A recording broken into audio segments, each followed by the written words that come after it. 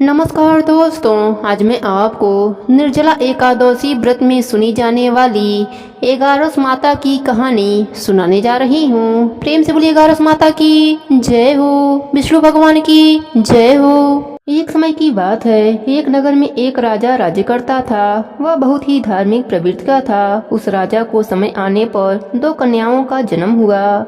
राजा की छोटी बेटी भी अपने पिता के तरह ही धार्मिक थी। वह नियम धर्म से रहती थी। साथ ही वह बचपन से ही एगारस माता का व्रत भी करने लगी। एगारस माता की कृपा से राजा की छोटी बेटी लोकप्रिय हो गई। उसकी हर तरफ प्रशंसा होती रहती थी। यह सब देखकर राजा की बड़ी बेटी को बड़ा ही ईर्ष्या होता था। वह अपने बहन से जलती रहती थी। एक बार की बात है, पड़ोसी राजा का बेटा बड़ी बेटी को देखने आया, लेकिन उसे बड़ी बेटी की जगह छोटी बेटी पसंद आ गई। अब तो बड़ी बहन अपने छोटी बहन से और भी अधिक जलने लगी। वह अपने छोटी बहन को मारने के नए नए तरीके अपनाती है। एक बार खाना में जहर मिलाकर उसे खिलाने की कोशिश करती है। एक बार मटके में जहरीला सांप रखकर छोटी बहन के कमरे में रख देती है। एक बार छोटी बेटी को पनघट पर पानी भरने के लिए ले जाती है और धोखे से नदी में धक्का दे देती है। हर बार एगारस माता उसे बचा लेती हैं, क्योंकि वह एगारस माता का व्रत किया करती थी। बड़ी बहन बहुत परेशान हो गई कि यह तो किसी भी तरह नहीं मरती। एक दिन बड़ी बहन छोटी बहन से बोली, मेरी प्यारी बहन, भगवान ने हम सब की मृत्यु किसी न किसी तरह से लिखी है। क्या तुम्हें पता है तुम्हारी मृत्यु कैसे होगी? बहन बहुत ही सीधी साधी थी। वह बोली, मेरी मृत्यु मेरे पालतू तोते के गले में जो हार है उसी में अटकी हुई है। यदि कोई मेरे तोते को मार कर वह हार पहन ले तो मैं मूर्छित हो जाऊंगी, और फिर उस हार को उतारकर कोई रख दे तो मैं जीवित हो जाऊंगी। उस रात छोटी बहन अपने पिता के पास गई और बोली, पिताजी, मुझे शक है, यदि मैं मर जाऊं तो आप मुझे जलाना मत। आप मुझे हमारे पुराने महल के कुएं के पास झोपड़ी बनवाकर खाट पर सुला देना। राजा बोला, बेटी, तुम ऐसा क्यों बोल रही हो? 3 दिन बाद तो तुम्हारी शादी है। तब छोटी बेटी बोली, पिताजी, समय का कोई भरोसा नहीं। इस तरह शादी वाले दिन भी आ गए। उसी दिन बड़ी बहन छोटी बहन के पालतू तोते को ढूंढती है, पर वह उसे कहीं नहीं मिलता। तभी दरवाजे पर बारात आ जाती है। बरमाला का कार्यक्रम संपन्न हो जाता है। फेरों की रस्म शुरू हो जाती है। उधर बड़ी बहन तोते को ढूंढ लेती है और वह उस तोते को मार देती है। वहीं छोटी बहन 3 फेरे राजकुमार के साथ पूरे कर लेती है। तभी छोटी बहन मूर्छित होकर गिर जाती है। उधर बड़ी बहन तोते के हार को खुद पहन लेती है। इधर सभी घबरा जाते हैं। सभी बारातियों में हलचल मच जाती है कि राजकुमारी को क्या हुआ। सभी डर जाते हैं। तब राजा वैद्य हकीमों को बुलाते हैं। छोटी राजकुमारी को महल में ले जाकर लिटा दिया जाता है। वैद्य हकीम राजा से कहते हैं, राजकुमारी ना मरी है ना जीवित हैं। हमने ऐसा पहली बार देखा है। तब राजा उनसे कहते हैं, वहां जाकर बोलना कि राजकुमारी बेहोश हैं, अभी थोड़ी देर में ठीक हो जाएंगी। यदि तुम ऐसा नहीं कहोगे तो मैं तुम्हें फांसी दे दूंगा। बेचारा वैद्य हकीम राजा के कहे अनुसार वैसा ही बोलता है। तभी बड़ी बेटी आती है और कहती है, पिताजी, मुझे छोटी बहन के मरने का बहुत दुख है। उससे ज्यादा दुख मुझे आपके इज्जत का है, जो कि खराब हो जाएगी। आप ऐसा करो कि मेरी शादी राजकुमार के साथ करा दो, तब सब ठीक हो जाएगा। आपका इज्जत भी रह जाएगा। तब राजा को यह बात ठीक लगी और राजा ने छोटी बेटी के कपड़े पहनाकर फेरों में बैठा दिया। पर राजकुमार ने मना कर दिया। कहा, यह मेरी पत्नी नहीं है। मेरी पत्नी जब बोलती है उसके मुख से फूल झड़ते हैं।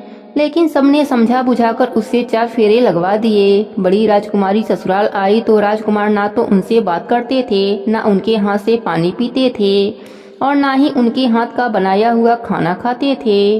राजकुमार ने मन ही मन सोचा, मैं पता लगा कर रहूंगा कि मेरी पत्नी के साथ क्या हुआ।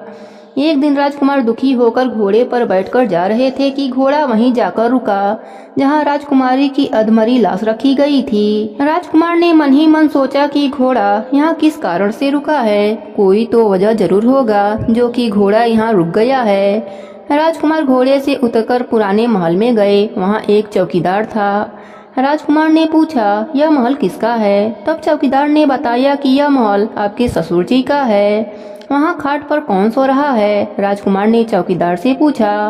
तब चौकीदार कहने लगा कि यह राजा की छोटी बेटी हैं जो शादी वाले दिन अधमरी हो गई थीं। तब राजकुमार ने कहा, यह तो मेरी पत्नी है, इसके साथ मेरे फेरे हुए थे।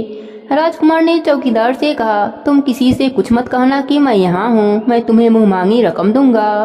चौकीदार ने हाँ कह दिया। राजकुमार खाट के पास गया और बचे हुए फेरे खाट के साथ ले लिया। राजकुमार उस दिन वहीं पर रहा। छोटी रानी रात को खड़ी हो गई। उसने अपने पास अपने पति को देखा तो उसने बहुत रोई। राजकुमार ने पूछा, बड़ी अजीब बात है, तुम शादी वाले दिन मूर्छित क्यों हो गई थी? तुम्हारे पिता ने मेरी शादी तुम्हारी बड़ी बहन से करा दिया, पर मैंने उसे स्वीकार ही नहीं किया है। तुम मुझे पूरी बात बताओ, तुम दिन भर मूर्छित क्यों रहती हो? इस टाइम उठ कैसे गई, इसका भी राज बताओ। तब राजकुमारी ने अपने पति को तोते और हार वाली सारी बात बताई और यह भी बताया कि यह बात मैंने अपने बड़ी बहन को बताई थी। एक दिन उसने मुझसे मेरे मृत्यु का उपाय पूछा, तब मैंने उसे पूरी बात बताई थी। मेरी बड़ी बहन मुझसे बहुत ईर्ष्या करती है। उसने कई बार मुझे मारने की कोशिश की, पर एगारस माता ने मुझे हर बार बचा लिया। यह सब मेरी बड़ी बहन ने किया है। तोते के गले में जो हार था वह मेरी बहन दिन में पहन लेती है और रात को उतार देती है, इसलिए मैं दिन में मूर्छित रहती हूँ और रात को जीवित हो जाती हूँ। यदि वह हार मुझे वापस मिल जाए तो मैं हमेशा के लिए जीवित हो जाऊंगी। इतना सुनकर राजकुमार गुस्से से अपने महल गया और बड़ी बहन के गले से हार निकाल कर लाया और अपने पत्नी को पहना दिया। उसकी पत्नी जीवित हो गई। फिर उसे लेकर महल गया और उसकी बड़ी बहन को महल से निकल जाने के लिए कहने लगा। बड़ी बहन रोने लगी और रोते रोते बोली, हे छोटी बहन, तुम्हें क्यों हर खुशी भगवान दे देते हैं और मुझे क्यों दुख देते हैं, इसका रहस्य बताओ। तब छोटी बेटी बोली, तुम्हारे मन में लालच रहता है, इस कारण तुम्हें दुख मिलता है और मैं सबका कल्याण चाहती हूँ, साथ ही एगारस का व्रत भी करती हूँ, इसलिए काल भी मेरा कुछ नहीं बिगड़ सकता। यह सब एगारस माता की महिमा है। जो मेरे साथ तुमने कई अनहोनी किया पर हुआ नहीं, हर बार एगारस माता ने मेरी रक्षा करी। अब बड़ी बहन की आंखें खुल गई। वह बोली, हे बहन, मुझे क्षमा कर दो, मैं कहाँ जाऊंगी? तुम मुझे एक छोटा सा घर दे दो, मैं उसी में रह लूंगी। छोटी बहन को अपने बड़ी बहन पर दया आ गई। वह राजकुमार से कहकर अपने बड़ी बहन के लिए एक महल दिलवा दिया। बड़ी बहन उसी में रहने लगी। अब वह नेम धर्म से अपना दिन बिताती थी, साथ ही एगारस का व्रत भी करने लगी। इधर छोटी बहन पति के साथ राज सुख भोगने लगी, साथ ही दोनों जन एगारस का व्रत भी करने लगे। एगारस माता की कृपा से छोटी रानी को एक पुत्र की उत्पत्ति हुई, साथ ही महल में रिद्धि सिद्धि का वास हो गया। हे एगारस माता, जैसे आपने छोटी राजकुमारी पर अपनी कृपा करी, वैसे ही अपने सभी भक्तों पर अपनी कृपा बनाए रखना, सबके व्रत को पूर्ण करना। प्रेम से बोलिए एगारस माता की जय हो, विष्णु भगवान की जय हो। अब सुनते हैं एगारस माता की उत्पत्ति की कथा। अर्जुन ने पूछा, हे जनार्दन, आप इस व्रत को इतना सम्मान देते हैं, इसके फल को इतना महान बतलाते हैं, ऐसा क्यों? इसका क्या कारण है? अर्जुन का ऐसा प्रश्न सुनकर भगवान श्री कृष्ण ने कहा, हे पांडव नंदन, सतयुग में एक मूर नामक महाबलवान दैत्य हुआ था। उसने समस्त देवताओं को मारकर देवलोक से भगा दिया। देवराज इंद्रमूर के डर से इधर उधर मारे मारे फिरने लगे। अंत में महान दुख से पीड़ित हो सब देवताओं को साथ ले भगवान शंकर के यहाँ कैलाश पर्वत पर जाकर उनकी अनेकों प्रकार से विनय कर अपने दुख गाथा उन्हें सुनाई और कहा, प्रभु, अब कृपा कर ऐसा कोई उपाय बतलाइए जिससे देवताओं सहित मैं इस महान विपत्ति से मुक्त हो पाऊं। देवराज इंद्र की ऐसी बातें सुनकर भगवान शंकर ने कहा, देवराज, आपको भगवान विष्णु जी के शरण में जाना चाहिए, क्योंकि वही सबके संकटों को हरने वाले हैं। भूतपति भगवान शंकर की ऐसी बारी सुन देवराज इंद्र देवताओं सहित भगवान विष्णु के लोक को गए। वहां जाकर क्या देखते हैं कि भगवान विष्णु शंख चक्र गदा पद धारण किए हुए शेष शैया पर शयन कर रहे हैं और श्री लक्ष्मी जी उनकी चरण सेवा कर रही हैं। ऐसे भगवान वासुदेव को अवलोकन कर इंद्र महान आनंदित हुए और देवताओं सहित नतमस्तक होकर स्तुति करने लगे। हे देवाधिदेव, आपको नमस्कार है। हे दैत्य विनाशक मधुसूदन पुंडरीकाक्ष, हम लोगों पर दया कीजिए। हे प्रभु, दैत्यों के भय से भयभीत हो, यह समस्त देवता मेरे साथ आपके शरण में आए हैं। इनकी रक्षा कर इन्हें अभय कीजिए, क्योंकि आप ही जगताधार, जगत को उत्पन्न करने वाले, पालने वाले एवं संहार करने वाले हैं तथा गो, द्विज और देवों के हितकारी हैं। हे प्रभु, क्षिति, जल, पावक, गगन और समीर सब आप ही हैं, क्योंकि आप ही संसार के रचयिता हैं। कहने का तात्पर्य यह है कि समस्त विश्व, सर्वव्यापक, निर्गुण एवं सगुण आप ही हैं। आपके इच्छा के बिना एक पत्ता भी हिल नहीं सकता। भगवान, आप घट घट व्यापी, अनादि, अगम्य एवं अतुलित बलशाली हैं। आप अशरण शरणदीन हितकारी हैं। आप अनाथों के नाथ, सदैव अपने भक्तों के साथ हैं। हे भगवान, अब आपके बिना हमें त्राण देने वाला और कोई नहीं है। त्राई माँ, त्राई माँ, त्राई माँ, रक्षा करो प्रभु, रक्षा करो। हम लोग आश्रयहीन कटी हुई गड्डी के समान इधर उधर मारे मारे फिरते हैं। अस्तु हमें अभय दान दीजिए। देवराज इंद्र सहित देवों की इस प्रकार विनय सुन भगवान विष्णु प्रसन्न हो गए और उनसे बोले, राजन, क्या बात है? आप लोग इतने भयभीत क्यों हैं? आप लोगों को किसने सताया है? आप समस्त वृत्तांत मुझसे कहिए और भय को त्याग कर निर्भय हो जाइए। भगवान विष्णु को सदैव देख देवराज इस प्रकार कहने लगे, भगवान, पूर्व काल में ब्रह्म वंश उत्पन्न एक नारी जंग नामक महाबलशाली दैत्य था और सभी देवताओं को महान कष्ट देता था। उसी का पुत्र अब, जिसका नाम मूर है और जिसकी राजधानी चंद्रावती है, अपने पिता से भी महान बलवान है। अपने अनुपम बल और अलौकिक तेज के कारण संपूर्ण विश्व पर विजय कर देवताओं को देवलोक से निकाल दिया है और सभी देवताओं का स्थान स्वयं ही ग्रहण कर लिया है। भगवान, इंद्र, वरुण, यम, कुबेर सब कुछ वही है और आज व्योम पर प्रखर मार्तंग के समान त्रिलोकी को तपा रहा है। अस्तु, अब आप हम सब देवताओं पर परम अनुग्रह कर उस दैत्य का संहार कीजिए और हम शरण में आए हुए देवताओं की रक्षा कीजिए। भगवान विष्णु इंद्र के मुख से उसका अत्याचार सुन क्रोध होते हुए रोष पूर्वक इंद्र से बोले, देवराज, घबराओ मत, शीघ्र ही मैं उस दुष्ट का संहार करूंगा। अतएव अब तुम सब लोग एकत्रित हो चंद्रावती नगरी पर आक्रमण कर दो और सदा मुझको अपने समीप समझकर रंच मात्र भी भय मत करो। भगवान की ऐसी आज्ञा पाकर देवराज इंद्र ने देवताओं को साथ ले चंद्रावती नगरी को घेर लिया। समाचार पाकर दैत्यराज मूर भी अपनी सेना ले उनसे युद्ध करने लगा। देखते ही देखते महाभयंकर युद्ध होने लगा और देवता लोग उसकी विकट मार को सहन नहीं कर सके और भागने लगे। दैत्यों ने भागते हुए देवताओं को मारने की इच्छा करके उनका पीछा करना चाहा, परंतु उसी समय भगवान विष्णु शंख, चक्र, गदा एवं पद धारण किए हुए वहां आते दिखाई पड़े। उनको देखते ही सब के सब उन्हीं के ऊपर टूट पड़े। भगवान विष्णु ने भी अपने दिव्य अस्त्रों द्वारा राक्षसों का संहार करना आरंभ कर दिया। यद्यपि भगवान विष्णु के दिव्य अस्त्रों द्वारा दैत्यों का अनवतर संहार हो रहा था, तथापि दैत्यराज मूर निश्चल और वीरता पूर्वक संग्राम भूमि में युद्ध करता रहा। भगवान विष्णु के दिव्य एवं तेजवान अस्त्र भी दैत्यराज के शरीर पर लग लग कर व्यर्थ होने लगे। अपने अस्त्रों को असफल होते देख भगवान विष्णु को अत्यंत क्रोध हुआ और उन्होंने अस्त्र शस्त्रों को एक ओर फेंक उससे लिपट गए और मल्ल युद्ध करने लगे, परंतु अत्यंत परिश्रम करके भी वे दैत्यराज को पराजित न कर सके। तब भगवान बहुत थक गए। तब बद्रिक आश्रम की ओर चले गए और वहां जाकर वह बहुत जीर्ण हो गए। तब एक गुफा देख उसमें प्रवेश कर गए। इस गुफा का नाम हेमवंती था।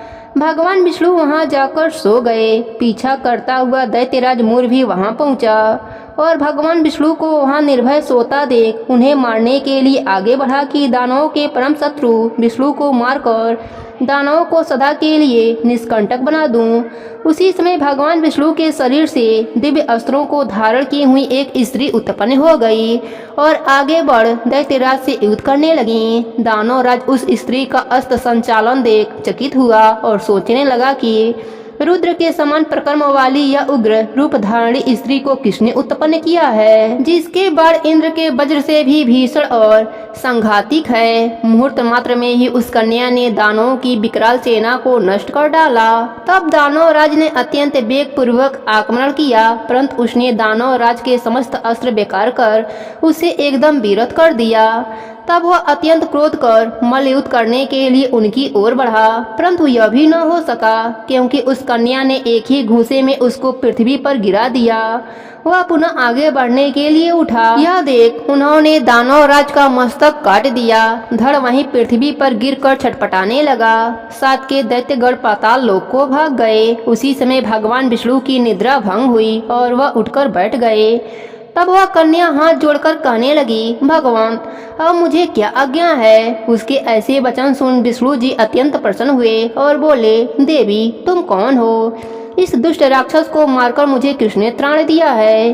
भगवान विष्णु के ऐसे वचन सुन उस कन्या ने कहा, प्रभु यह क्षुद्र कार्य आपके अंश से उत्पन्न मैंने ही किया है।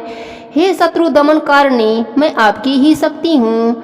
उसके ऐसे वचन सुन विष्णु जी बोले, हे निष्पापे, इस दैत्य के मारने से मैं तुम पर अत्यंत प्रसन्न हूँ, क्योंकि तुमने समस्त देवताओं को अभय कर दिया।